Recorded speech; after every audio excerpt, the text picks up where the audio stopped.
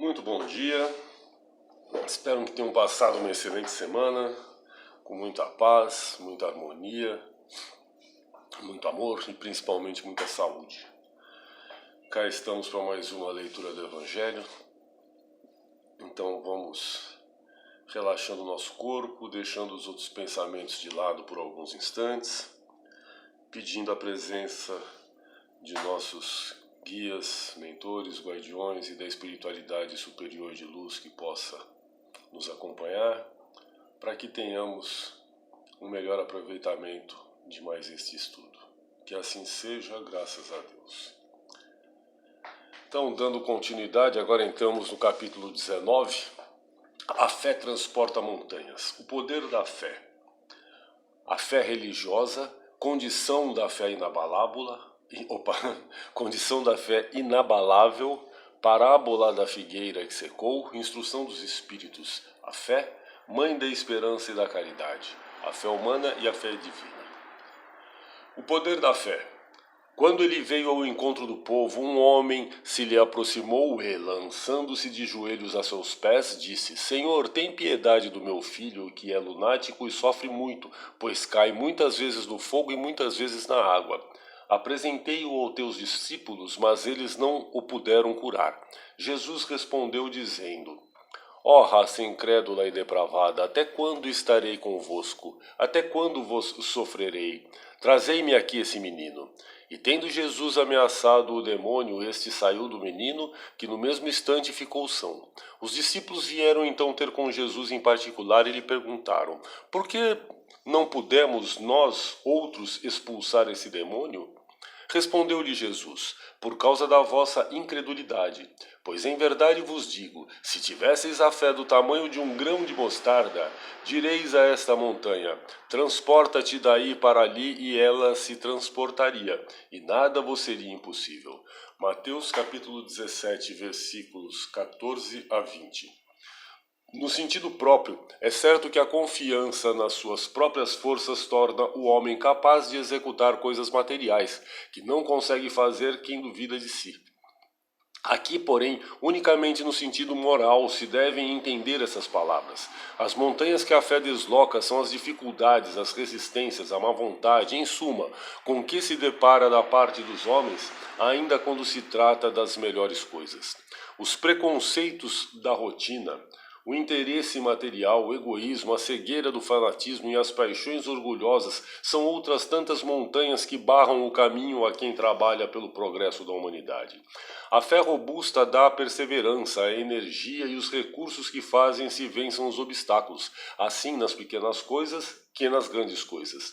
Da fé vacilante resultam a incerteza e a hesitação de que se aproveitam os adversários que se tem de combater. Essa fé não procura os meios de vencer, porque não acredita que possa vencer. Noutra acepção, entende-se como fé a confiança que se tem na realização de uma coisa, a certeza de atingir determinado fim. Ela dá uma espécie de lucidez que permite se veja em pensamento a meta que se quer alcançar e os meios de chegar lá, de sorte que aquele que a possui caminha, por assim dizer, com absoluta segurança. Num como noutro caso, pode ela dar lugar a que se executem grandes coisas. A fé sincera e verdadeira é sempre calma, faculta a paciência que sabe esperar, porque tendo seu ponto de apoio na inteligência e na compreensão das coisas, tem a certeza de chegar ao objetivo visado. A fé vacilante sente a sua própria fraqueza. Quando a estimula o interesse, torna-se furibunda e julga suprir com a violência a força que lhe falece. A calma na luta é sempre um sinal de força e de confiança. A violência, ao contrário, denota fraqueza e dúvida de si mesmo. Cumpre não confundir a fé com a presunção. A verdadeira fé se conjuga à humildade. Aquele que a possui deposita mais confiança em Deus do que em si próprio, por saber que, simples instrumento da vontade divina, nada pode sem Deus. Por essa razão é que os bons espíritos lhe vêm em auxílio. A presunção é menos fé do que o orgulho, e o orgulho é sempre castigado, cedo ou tarde, pela decepção e pelos malogros que lhe são infligidos. O poder da fé se demonstra de modo direto e especial na ação magnética. Por seu intermédio, o homem atua sobre o fluido, agente universal, modifica-lhe as qualidades e lhe dá uma impulsão, por assim dizer, irresistível. Daí decorre que aquele que é um grande poder fluídico normal junto à ardente fé pode, só pela força de sua vontade dirigida para o bem, operar esses singulares fenômenos de cura e outros, tidos antigamente por prodígios, mas que não passam de efeito de uma lei natural. Tal o motivo porque Jesus disse a seus apóstolos: se não o curastes, foi porque não tinhais fé. A fé religiosa, a condição da fé inabalável. Do ponto de vista religioso, a fé consiste na crença em dogmas especiais que constituem as diferentes religiões. Todas elas têm seus artigos de fé. Sob esse aspecto, pode a fé ser raciocinada ou cega. Nada examinando, a fé cega aceita, sem verificação, assim o verdadeiro como o falso, e a cada passo se choca com a evidência e a razão. Levada ao excesso, produz o fanatismo. Assentando no erro, cedo ou tarde desmorona. Somente a fé que se baseia na verdade garante o futuro, porque nada tem a temer do progresso das luzes, dado que o que é verdadeiro na obscuridade também o é a luz meridiana. Cada religião pretende ter a posse exclusiva da verdade. Preconizar alguém a fé cega sobre um ponto de crença é confessar-se impotente para demonstrar que está com a razão. Disse vulgarmente que a fé não se prescreve, donde resulta alegar muita gente que não lhe cabe a culpa de não ter fé. Sem dúvida, a fé não se prescreve, nem o que ainda é mais certo, se impõe. Não, ela se adquire e ninguém há que esteja impedido de possuí-la, mesmo entre os mais refratários. Falamos das verdades espirituais básicas e não de tal ou qual crença particular. Não é a fé que compete procurá-los. A eles é que cumpre ir-lhe ao encontro e, se a buscarem sinceramente, não deixarão de achá-la. Tende, pois, como certo que os que dizem: nada de melhor desejamos do que crer, mas não o podemos, apenas de lábios os dizem e não do íntimo, porquanto ao dizerem isso tapam os ouvidos. As provas, no entanto, chovem-lhes ao derredor. Por que fogem de observá-las? Da parte de uns, há descaso, de outros, o temor de serem forçados a mudar de hábitos. Da parte da maioria, há o orgulho, negando-se a reconhecer a existência de uma força superior, porque teria de curvar-se diante dela. Em certas pessoas, a fé parece, de algum modo, inata. Uma centelha basta para desenvolvê-la. Essa facilidade de assimilar as verdades espirituais é sinal evidente de anterior progresso. Em outras pessoas, ao contrário, elas dificilmente penetram, sinal não menos evidente de naturezas retardatárias. As primeiras já creram e compreenderam. Trazem, ao renascerem, a intuição do que souberam. Estão com a educação feita. As segundas tudo têm de aprender, estão com a educação por fazer. Ela, entretanto, se fará e, se não ficar concluída nessa existência, ficará em outra. A resistência do incrédulo, devemos convir, muitas vezes provém menos dele do que da maneira por que lhe apresentam as coisas. A fé necessita de uma base que é a inteligência perfeita daquilo em que se deve crer. E, para crer, não basta ver, é preciso, sobretudo, compreender. A fé cega já não é deste século. Tanto assim que precisamente o dogma da fé cega é que produz hoje o maior número de incrédulos, porque ela pretende impor-se, exigindo a abdicação de uma das mais preciosas prerrogativas do homem, o raciocínio e o livre-arbítrio. É principalmente contra essa fé que se levanta o incrédulo, e dela é que se pode, com verdade, dizer que não se prescreve. Não admitindo provas, ela deixa no espírito alguma coisa de vago, que dá nascimento à dúvida. A fé raciocinada, por se apoiar nos fatos e na lógica, nenhuma obscuridade deixa. A criatura então crê, porque tem certeza, e ninguém tem certeza, senão porque compreendeu. Eis porque não se dobra. Fé inabalável só é a que pode encarar de frente a razão, em todas as épocas da humanidade. A esse resultado conduz o Espiritismo, pelo que triunfa a incredulidade, sempre que não encontra oposição sistemática e interessada. Parábola da figueira que secou. Antes da parábola da figueira, eu vou ler aqui uma nota do editor, quando ele citou ali em cima um detalhe da fé. Nota do editor de 1948. Kardec escreveu essas palavras no século XIX. Hoje, o espírito humano tornou-se ainda mais exigente. A fé cega está abandonada. Reina a descrença nas igrejas que a empunharam. As massas humanas vivem sem ideal, sem esperança em outra vida e tentam transformar o mundo pela violência. As lutas econômicas engendraram as mais exóticas doutrinas de ação e reação. 2 guerras mundiais assolaram o planeta, numa ânsia furiosa de predomínio econômico. Toda a esperança da humanidade hoje se apoia no Espiritismo, na restauração do cristianismo, baseada em fatos que demonstram os princípios básicos da doutrina cristã: eternidade da vida, responsabilidade ilimitada de pensamentos, palavras e atos. Sem a terceira revelação, o mundo estaria irremediavelmente perdido pelo choque das mais desencontradas ideologias materialistas e que pregam a violência. Eu vou fazer só um pequeno à parte aqui, é uma pena, né, essa nota de 1948, infelizmente o editor ele não sabia o que viriam pelos próximos 50 anos. Mas vamos dar sequência aqui. Parábola da figueira que secou. Quando saíam de Betânia, ele teve fome, e vendo ao longe uma figueira, para ela encaminhou-se, a ver se acharia alguma coisa.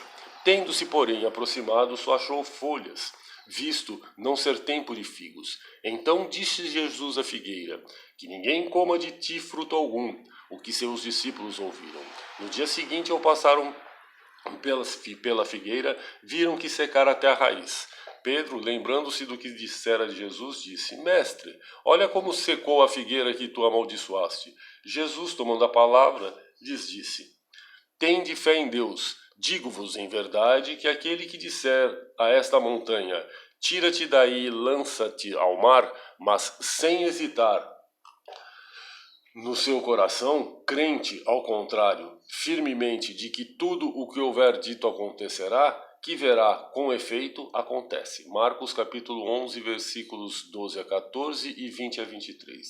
A figueira que secou é o símbolo dos que apenas aparentam propensão para o bem, mas que em realidade nada de bom produzem.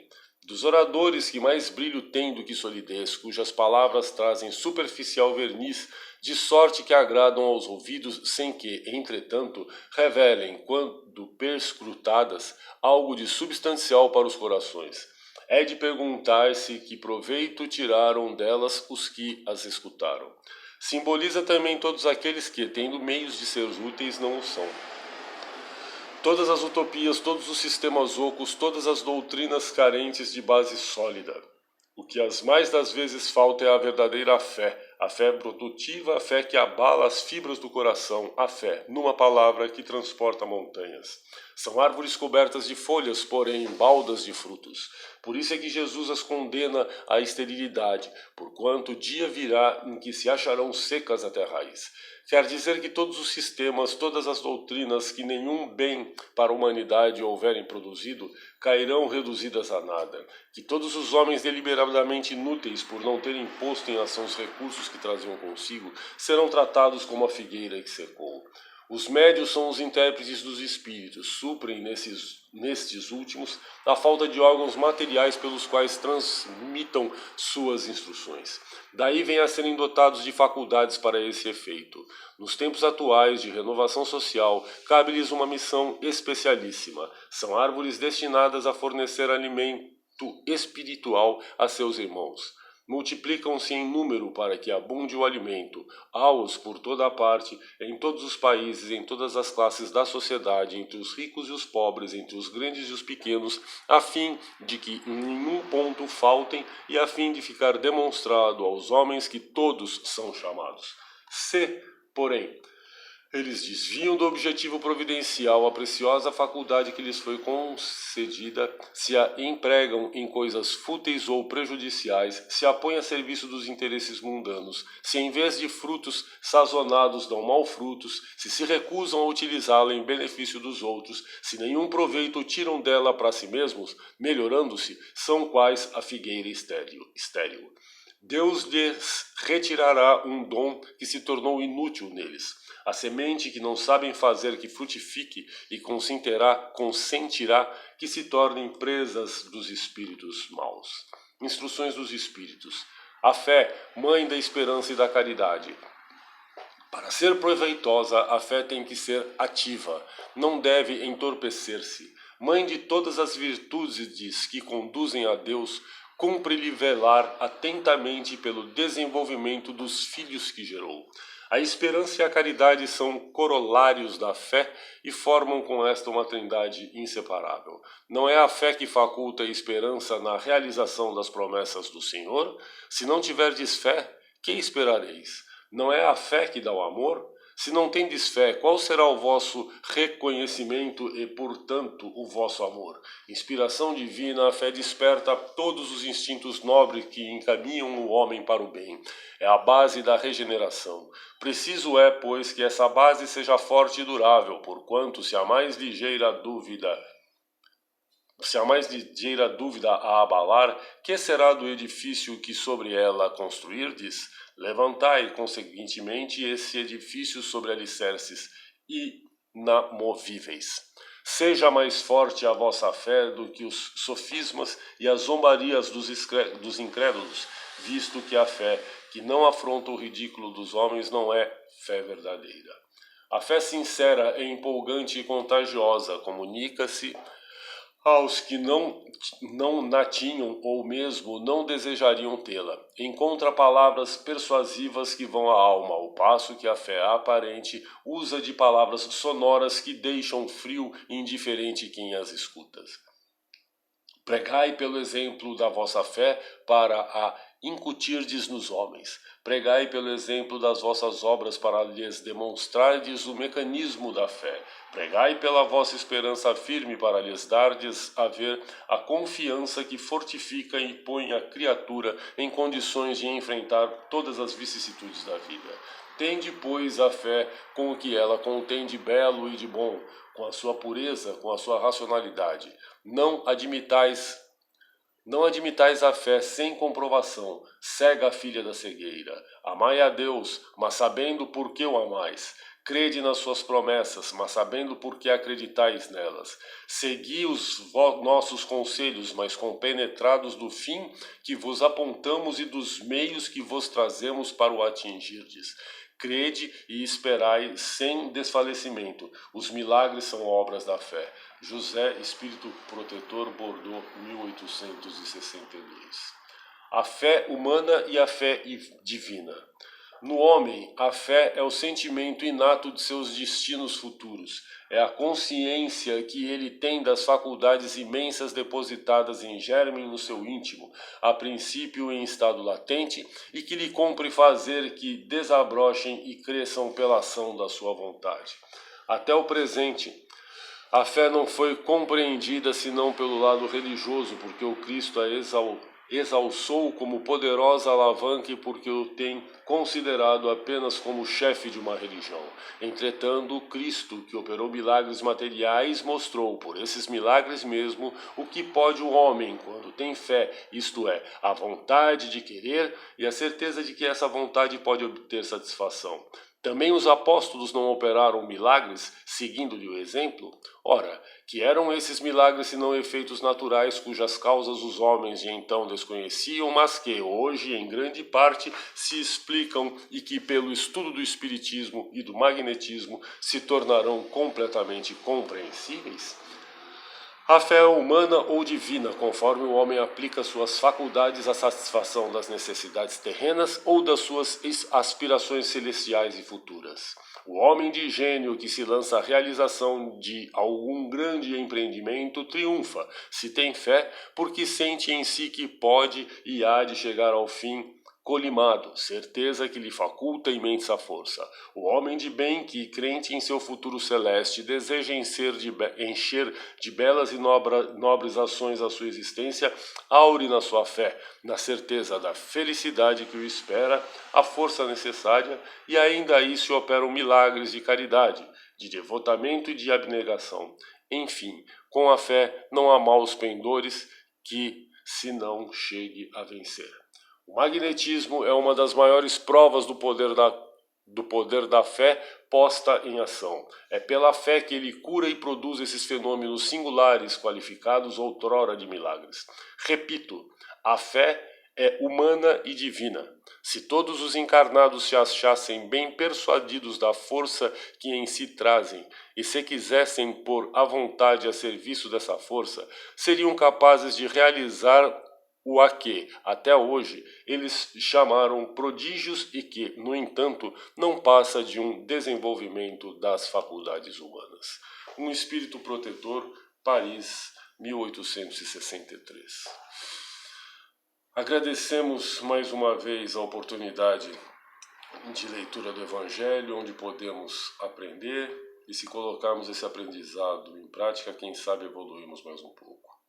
Agora vamos vibrar, lembrando que vibrar é desejar muito que algo aconteça, doando o que melhor temos em nossos corações. Por isso vibramos por nosso planeta, para que uma luz de cura envolva todos os países, a Terra inteira, para que possamos nos livrar dessa pandemia. Vibramos especialmente pelo nosso Brasil, para que tenhamos consciência de seguirmos as orientações da ciência e com isso podemos sair mais rápido desse problema tão grave que estamos passando, chamado Covid-19. Vibramos por todas as pessoas que estão trabalhando arduamente na linha de frente, combatendo essa doença, para que continuem tendo força, perseverança e muita proteção divina, para continuarem salvando vidas. Vibramos por todos os nossos governantes para que tenham consciência do tamanho do problema que estamos vivendo e comecem a agir em parceria com a ciência, para que possamos sair desse problema o quanto antes. Vibramos pelas pessoas que escolheram trabalhar para educar o próximo, para cuidar do próximo e para cuidar da nossa terra, do nosso planeta. Funções essas tão fundamentais para o bom andamento da nossa vida. Vibramos pelos encarcerados para que, de alguma forma, tenham pelo menos um vislumbre da luz divina e assim possam redirecionar suas vidas. Vibramos pelas pessoas que estão em leitos hospitalar, em situação de rua, para que tenham, de alguma forma, um alento. Aos órfãos que tenham um aconchego. Vibramos pelos desencarnados, principalmente os que foram de forma violenta, abrupta ou prematura, para que tenham, de alguma forma, seu encaminhamento para a luz. Pedimos licença para vibrarmos por nós mesmos e por nossos entes queridos. E por fim, deixamos uma vibração nas mãos da espiritualidade superior de luz que por aqui circula, para que encaminhem onde melhor lhe convenha. Que assim seja, graças a Deus. E uma excelente semana para todas as pessoas que nos acompanham, com muita paz, muita saúde, muito amor, muita harmonia. Que assim seja, graças a Deus.